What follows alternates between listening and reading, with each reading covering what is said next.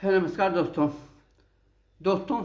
आज जिस विषय पर मैं अपनी बात आप सबसे साझा करना चाहता हूँ उसका शीर्षक है 2024 चुनाव, जातीय जनगणना, नीतीश कुमार और नरेंद्र मोदी। दोस्तों, यह विषय मैं इसलिए चुन रहा हूँ और मुझे लगता है कि यह अत्यंत आवश्यक है इस पर विमर्श करना, क्योंकि जातीय जनगणना लागू होने के बाद से जिस तरह से व्हाट्सएप ग्रुपों में एक दूसरे के साथ कटुतापूर्ण विवाद हो रहा है, इससे यह साफ प्रतीत होता है कि हम फिर से उस दौर के मुहाने पर खड़े हो गए हैं जहां से हम निकल चुके थे। जो पिछले 30-35 मंडल कमीशन पूर्व प्रधानमंत्री विश्वनाथ प्रताप सिंह के मंडल कमीशन लागू करने के बाद से जिस तरह से हम और बिल्कुल ही अल्पमत की सरकारों को झेल रहे थे, एक कमज़ोर सरकार के सहारे हमारा देश चल रहा था, हम फिर से उसी दौर के मुहाने पर खड़े हो गए हैं। इसलिए इस विषय पर विमर्श करना अत्यंत आवश्यक जान पड़ता है।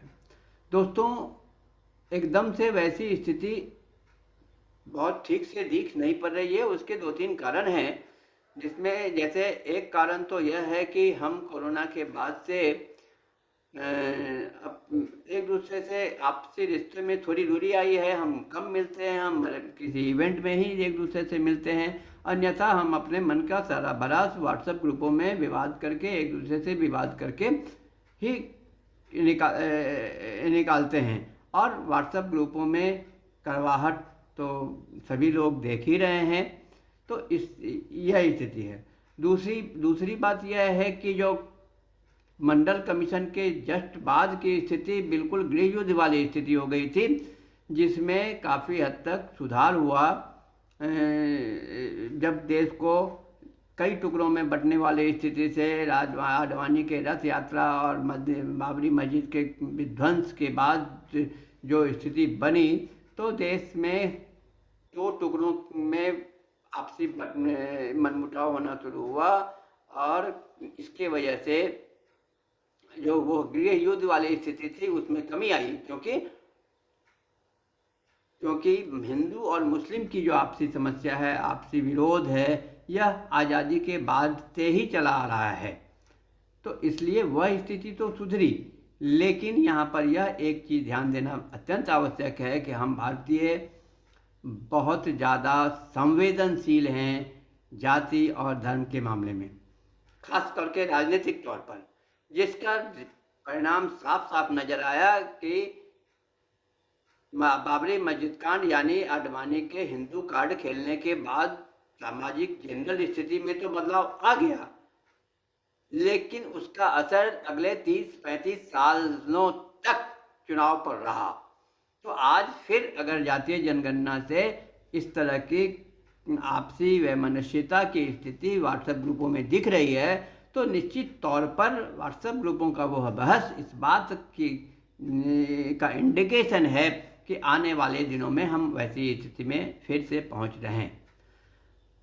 और यह स्थिति हमें ठीक से नहीं दिख पा रही है। इसका तीसरा कारण यह है कि हम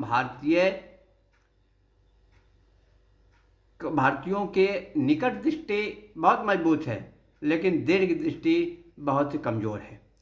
अक्सर हम अपने घरों में आने वाले लोगों की स्वागत मासिक आधी बजट खर्च करके कर लेते हैं, अपने को मजबूत और बहुत प्रतिष्ठित दिखाने के क्रम में, और नतीजा ये होता है कि उसके बाद हमारी और बेइज्जती होती है। उसी तरीके से हम बहुत पैसा वाला होकर बहुत प्रतिष्ठित होने के लिए येन केन प्रकारेण गलत तरीके से पैसा बना देते हैं और फिर हम उसी स्थिति में पहुंचते हैं, फिर हमारी बदनामियां होती हैं। तो हमारी निकट दृष्टि मजबूत है और दीर्घ दृष्टि कमज़ोर है। इसके वजह से हम क्या करते हैं, हम हमेशा वर्तमान बेचकर भविष्य खरीदते हैं।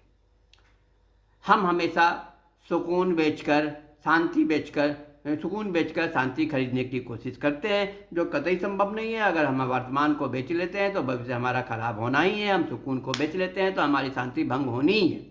तो ये स्थिति, यह जो बात मैं हम अपने भारतीयों की मानसिकता की बात जो मैं कह रहा हूँ, ये आगे और स्पष्ट होगा कि ऐसा इसके पीछे जो वजह है कि एक तो सबसे पहले सामने है कि क्या हम चूँकि फिर से उस स्थिति में पूरी तरीके से आए नहीं हैं, इसलिए इसका परिणाम, इस जातीय जनगणना का परिणाम दूरगामी क्या होने वाला है, इसको हम ठीक से नहीं समझ पा रहे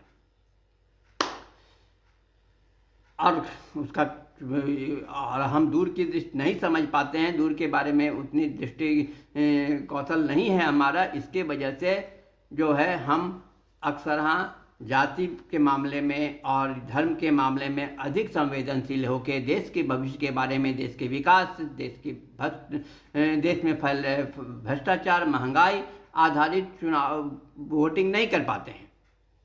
तो यहाँ भी ये दोनों रीजन है इस स्थिति की बात करने का। और चूंकि हम उस तरह से अपने विकास के बारे में नहीं सोच पाते हैं, तो जाहिर सी बात है अगर ट्रम्प कार्ड, अगर जाति कार्ड खेला गया है और फिर वो स्थिति बन रही है, तो हमारी संवेदना फिर उसी तरीके से बढ़ चढ़ कर उसी तरीके से सामने आ रहा है ये व्हाट्सएप ग्रुपों में। तो जाहिर सी बात है कि हम उसी स्थिति की ओर चल चुके हैं। ये तो हुआ एक आम धारणा, एक आम सोचने की बात। अब इसे हम विस्तार से समझने की कोशिश करें कि कैसे वो स्थिति है। चुनावी समीकरण के बेसिस पर, अतीत के आधार पर, अतीत से सीखने के आधार पर, पिछले पुराने घटनाओं के आधार पर और कुछ आंकड़ों के आधार पर इसको समझाने की मैं कोशिश करता हूँ आप सभी को। तो दोस्तों, भले ही जातीय जनगणना प्रस्तुत करने के बाद नीतीश कुमार आने वाले दिनों में हाशिए पर चले जाएं, इस बात की संभावना इसलिए व्यक्त की जा सकती है कि यही कार्ड खेलने के बाद विश्वनाथ प्रताप सिंह राजनीतिक हाशिए पर चले गए थे। लेकिन कोई ज़रूरी नहीं है। यह भी हो सकता है कि इंडिया गठबंधन में उनकी अधिक मजबूती हो जाए और वो प्रधानमंत्री के मजबूत दावेदार हो जाएं, वो और सशक्त हो जाए। लेकिन इसमें किसकी संभावना कम है। आंकड़ों को अगर हम देखें और अतीत को हम देखें तो इसकी संभावना कम है। इसकी संभावना कम इसलिए भी है कि अभी तक आज़ादी के बाद से अभी तक स्थिर सरकार हमारे देश में दो राष्ट्रीय पार्टी, कांग्रेस पार्टी और भारतीय जनता पार्टी, सिर्फ इसी दो की मजबूती से सरकार में रहने पर ही हमारी सरकार स्थिर रह सकी है। तो अगर इंडी गठबंधन सरकार किसी तरह से बना भी लेती है, मजबूत अवस्था में भी बना लेती है, बावजूद उसके वहाँ चूँकि मुख्य धारा कमज़ोर अवस्था में है, इसलिए पूरी तरह से यह निश्चित है कि उसमें बिखराव आना ही है। और फिर उस बिखराव के बाद फिर से वो अनिश्चितता के दौर में जाने वाली है। और अगर हम यह मान लें कि विभिन्न जो प्रयास भारतीय जनता पार्टी की ओर से चल रही है, जैसे प्रधानमंत्री के द्वारा जाति से अधिक करीबी को तवज्जो देने की बात की गई है, महिला विधेयक लाया गया है, ये सब कुछ असर करे। हालांकि इसकी संभावना कम है जिस तरीके से जो हम लोग का अनुभव रहा है। तो और अगर किसी तरीके से भारतीय जनता पार्टी कमज़ोर अवस्था में सरकार के इर्द गिर्द पहुँच भी जाती है, सरकार निर्माण के इर्द गिर्द, तो क्या भारतीय जनता पार्टी अन्य सहयोगियों के सहारे सरकार बना सकी? दोस्तों, अटल आडवाणी काल में तो भारतीय जनता पार्टी के साथ कट्टर हिंदूवादी छवि लाल कृष्ण आडवाणी के साथ उदारवादी छवि अटल बिहारी वाजपेयी की थी, जिस छवि के नाम पर अन्य साथी शामिल हो रहे थे। अब यहाँ पर हमें यह देखना बहुत ज़रूरी है कि 2014 से लेके अभी तक भारतीय जनता पार्टी का क्या चरित्र रहा है, उसमें क्या बदलाव आया है और उसमें आंकड़ा का क्या फ़र्क पड़ा है। तो 2014 के चुनाव में भारतीय जनता पार्टी के साथ जितने अलायंस थे उन सब ने 50 सीट 54 सीटों का सहयोग दिया था। 2014 में भारतीय जनता पार्टी को 282 सीट मिली थी और पूरे अलायंस को 336 यानी कि 54 सीट भारतीय एनडीए के बीजेपी के अतिरिक्त अन्य साथियों के सहयोग से था। वहीं पर 2019 के चुनाव में भारतीय जनता पार्टी और मजबूत अवस्था में आई। यहाँ यह भी देखना बहुत ज़रूरी है कि 2014 का चुनाव किसी भी धर्म या जाति के नाम पर नहीं लड़ा गया था। वह बहुत लंबे काल के बाद वह पहला चुनाव था जिसमें कि सिर्फ और सिर्फ भ्रष्टाचार के विरोध में, महंगाई के विरोध में वह चुनाव लड़ा गया था और उसका फायदा भारतीय जनता पार्टी को पूरी तरीके से हुआ, क्योंकि लंबे काल के कांग्रेस के भ्रष्टाचार का संपूर्ण नकारात्मक वोट भारतीय जनता पार्टी के खेमा में चला गया और एकमात्र उम्मीद की किरण लोगों को नरेंद्र मोदी के छवि में दिखने लगा और इसीलिए उसका असर 2024 से 2019 तक रहा। लेकिन जो 2014 का चुनाव जो उससे पहले जो कांग्रेस जीत रही थी वह विकल्पहीनता की स्थिति में, और वही स्थिति 2019 में दिखने लगा कि जिसे हिंदू कार्ड समझा गया चुनाव जीतने का बड़ा वजह, वह बड़ी वजह विकल्पहीनता और मजबूत सरकार की थी। एक और उम्मीद थी कि अभी तुरंत की सरकार है, अगर एक टर्म और मिले तो शायद पार्टी अधिक बेहतर काम करे। इस उम्मीद के साथ अकेले भारतीय जनता पार्टी को मजबूत किया गया। यह एक विचार है, इसको और मानना चाहिए और इसको इसलिए मान रहा हूँ कि इसके पीछे जो वजह है कि अतीत में इससे पहले अटल आडवाणी काल में जो स्थिति थी कि कट्टर हिंदूवाद को अधिकतर पार्टियां और आम लोग भी नहीं स्वीकार रहे थे और यही वजह था कि अपने अंतिम काल में लाल कृष्ण आडवाणी ने पाकिस्तान में जाकर जिन्ना के समर्थन में बयान दिया और बस उसके बाद ही वो धीरे धीरे हाशिए पर चले गए। तो यहाँ यह है कि अगर हम इस तरह का कोई बवंडर वाला कार्ड खेलते हैं या कोई इस तरह का एक वन साइडेड व्यूज वाला इमेज अगर हम बनाते हैं तो फिर उससे बैक होना हमारे लिए बहुत मुश्किल होता है, वह आत्मघाती होता है। यह स्थिति आज नरेंद्र मोदी के साथ भी है कि जो उग्र राष्ट्रवाद और उग्र हिंदूवाद का 2019 के चुनाव के थोड़े पहले से जो उन्होंने उसमें जो स्पीड दिया, वह इसके वजह से उनको अपने छवि से पीछे आना भी बहुत मुश्किल है। और भारतीय जनता पार्टी के पास कोई अटल बिहारी टाइप इस वक्त कोई उदारवादी छवि भी नहीं है। तो अगर कमज़ोर अवस्था में भारतीय जनता पार्टी आती है तो भारतीय जनता पार्टी के लिए सरकार बनाना बहुत मुश्किल है और बन भी जाती है तो उसको टिकाना बहुत मुश्किल है, क्योंकि एक जो कड़वा सच है वह यह है कि 2014 से लेकर आज 2023 के बीच में भारतीय जनता पार्टी के अधिकतर मजबूत साथी इससे बिछुड़ गए हैं।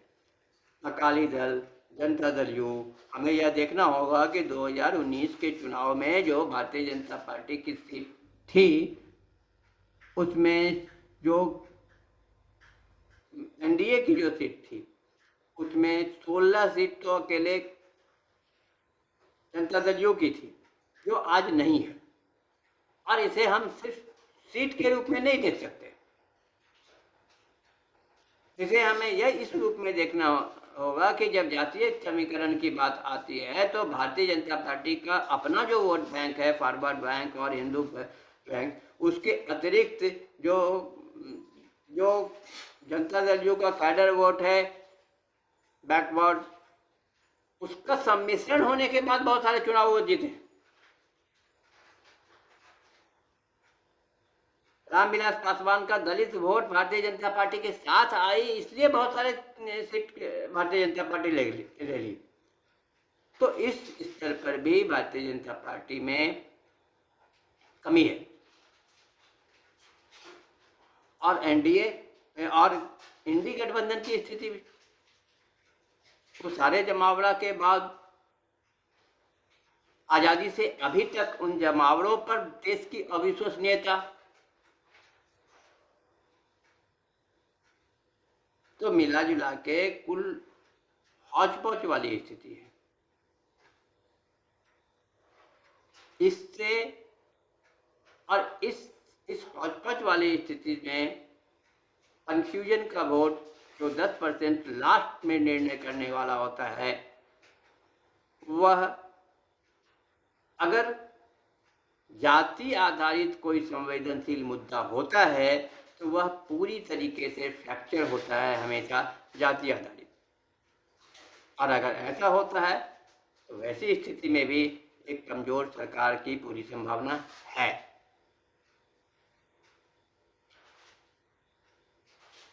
अब इसमें सरकार किसी की भी बने,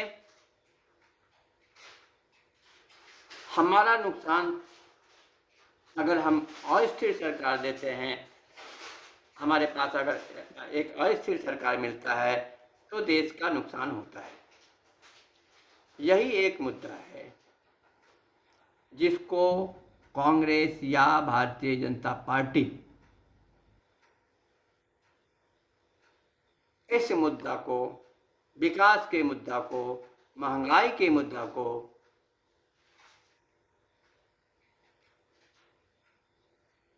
उठाकर और सिर्फ बयान से नहीं, झूठे आंकड़ों से नहीं, अपने कार्य से आम जन की विश्वसनीयता को जीतना होगा। यही एक मुद्दा है जो 2014 में भ्रष्टाचार और महंगाई के नाम पर इतने वर्ष से अनिश्चित बनती सरकार की स्थिति को एकदम से पलट के भारत की जनता ने मजबूत सरकार दी। तो ऐसा नहीं है कि भारत की जनता विकास के मुद्दे पर या महंगाई के मुद्दे पर वोटिंग नहीं करती है। उनके पास विकल्प नहीं होता, क्योंकि वहाँ पर वो उस मुद्दे पर कार्य नहीं करना चाहते हैं। राजनीतिक दल कार्य करते नहीं हैं, राजनीतिक दल, और भारतीय जनता को बांटे रहते हैं जातीय मुद्दों के आधार से।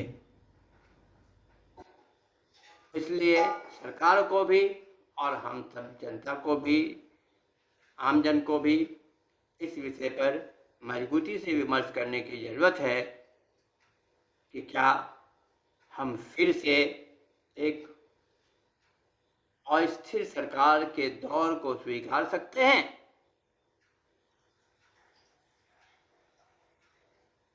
हमें गहराई से विचार करना होगा। हमें यह देखना होगा कि कौन सा धारा हमारा विकास कर सकता है, महंगाई दूर कर सकता है, रोजगार दे सकता है, और कौन कौन सा धारा हमें जाति धर्म में उलझाए रख सकता है। यह विचार विमर्श करना होगा और पार्टियों को भी यह समझना होगा कि इस आधुनिक बाजारवादी काल में जाति और धर्म के नाम पर सिर्फ कार्य नहीं किया जा सकता। दांत काटी रोटी की कंपटीशन के दौर में अगर वह विकास आधारित एजेंडा लेके नहीं चलेंगे तो देश इतना पिछड़ जाएगा कि फिर संभाले नहीं।